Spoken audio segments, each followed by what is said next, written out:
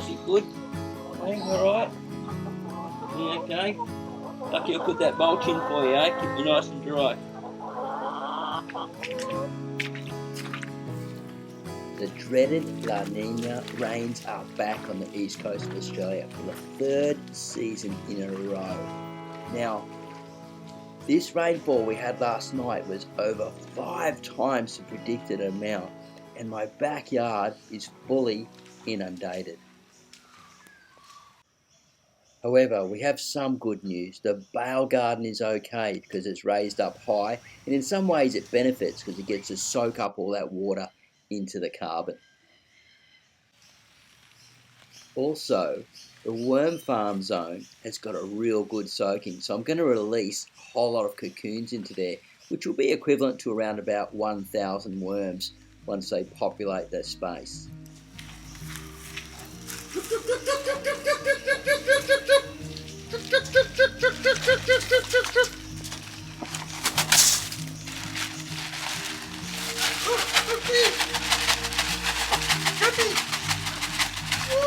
Quick,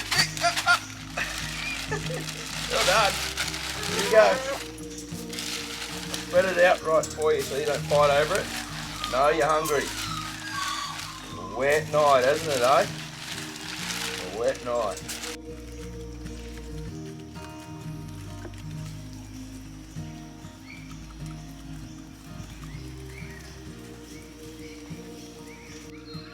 So finally we had a couple of days of sunshine and the yard was able to dry out. So we were able to erect the portable chicken fence. So thank you guys for that. You guys are just absolutely awesome and I'm so grateful for it. We also put some tomato stakes in the ground so we can start using the vertical space in the vegetable garden.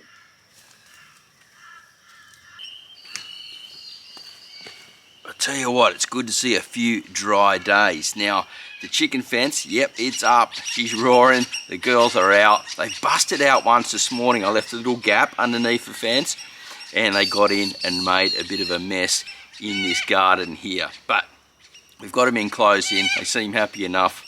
And they got a few little trees to hide under, some plants to hide under. They can run under the coop. They can scoop around and do their thing. And they just got a bit more freedom. But they are some of the most painful chickens I have ever come across in my life. And I think I may have trained them incorrectly by noise of rattling the seed. So whenever I'm getting the seed out of the bin, they hear it, they come running if they're around and out, and they jump all over the garden, they jump on the lettuce, they just go absolutely mental for this stuff. Now, as hilarious and entertaining as it all sounds, it can be a bit of a nightmare, to tell you the truth. But they're laying eggs, they're doing their job in the coop, stirring that all up because I'm going to be planting more fruit trees and different things down the back in there, building that garden space. Then we'll shift that fence to somewhere else in the garden where they can get access to new green grass and different things and start stirring up and ploughing in and doing their thing, fertilising and doing what chickens need to do, work for you. So how am I getting started into my self-sufficient systems here? Well, microgreens, growing them in trays, recycled containers, 7 to 14 days. Baby leaf crops, 2 weeks to 3 weeks you're harvesting. It's just insane on how quickly they grow. I'm doing them in my bale gardens, but you can do them in pots and all different types of ways. I'm planting all my herbs in the pots and off into the ground and getting my annuals ready now so I can harvest them into the spring and take food into the kitchen. Now, importantly, I've actually planted my fruit trees. Yep, the perennials. Now, perennial crops are super important to get started early because you want to have food going on forever. And once you plant them and get them in the ground, you feed the soil from the top. Make sure you prep the soil, obviously, when you plant them. Feed from the top, and they will just keep giving and giving for years and years to come. So the bale garden at the back here is just about done as far as the beginning of the leafy greens. I'm going to have to go through and do a big harvest for a whole lot of the chickens, keep some for myself, and then leave some in there so they'll regrow out and give them lots of space. And then once they're ready, to be harvested in the final harvest, I'll look at planting some tomatoes and different things in there. That's why we got the stakes up, peas, beans, tomatoes, use that vertical space and start taking advantage of this little area here and turn it into a little mini ecosystem.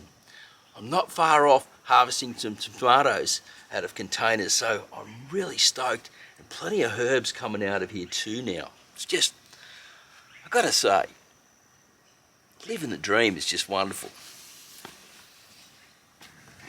So I'm curing these bales now. They've been sitting out for around about 3 weeks.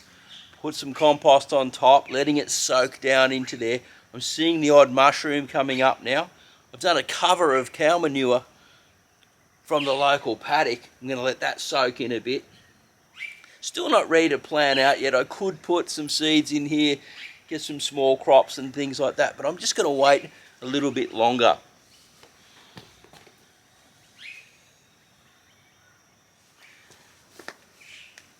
The worm farm here, going into the bale, I checked the other day, well actually yesterday, and there's some worms at the top of the bale now. I'm throwing in a whole bucket every day into this farm, and I put a layer of cow manure on top of the sugarcane, and they're going mental in here, laying lots of cocoons. I reckon in about 3 weeks to a month, this bale is just going to be alive, full of worms. And I've got to figure out what I'm going to do then. Do I move this? How many worms are in there? Still too early time to tell, but I reckon I'm on the right path with it. They're going to move through these bales, and man, exciting times. I'm just looking forward to seeing how well this self-fertilizes. Actually, I know how well it does because I've done something similar before. It rocks.